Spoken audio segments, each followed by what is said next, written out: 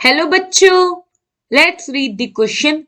Carbon dioxide is gas while SiO2 is solid because option A. CO2 is a linear molecule while SiO2 is a angular. Option B. Van der Waals forces are very strong in SiO2. Option C. CO2 is covalent while SiO2 is ionic. And option D. Si cannot form stable bonds with oxygen, hence Si has to form a 3D lattice.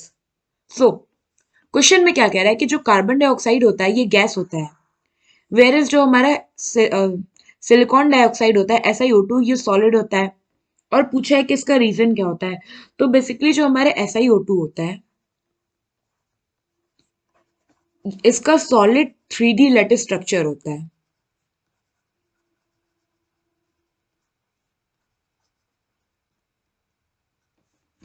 जिसमें कि जो SiO2 होता है ये क्या होता है, कुछ ऐसे बॉन्ड होता है जैसे हमारा एक सिलिकॉन है, ये दो ऑक्सीजन से बॉन्डेड है। फिर फर्दर जो इस सिलिकॉन का ऑक्सीजन होगा ये क्या होगा, दूसरे सिलिकॉन से बॉन्डेड होगा जिससे ये दो ऑक्सीजन हो गए। वैसे ही फिर से किसी तीसरे सिलिकॉन मॉलिक्यूल का ऑक्सीजन जो होगा ये सिलिकॉन से बॉन्डेड होगा। तो ऐसा स्ट्रक्चर आपको देखने को मिलेगा।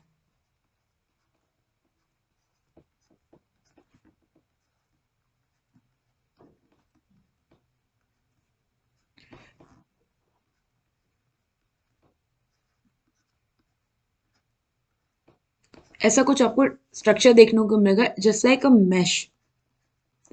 Now the reason behind this कि हमारा जो SiO2 है ये क्यों 3D लैटिस स्ट्रक्चर के फॉर्म में एग्जिस्ट करता है, मेनली क्यों हमारा ये सॉलिड फॉर्म में एग्जिस्ट करता है।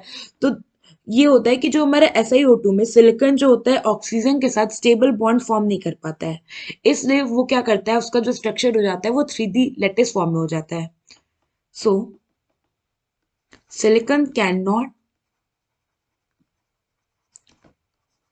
form stable bonds with oxygen,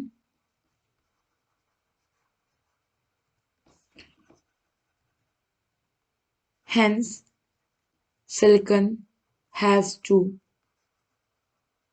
form a 3D lattice। And यहाँ पे अगर हम SiO2 में बॉन्ड्स की बात करें तो SiO2 में in SiO2 silicon dioxide covalent bonds are present.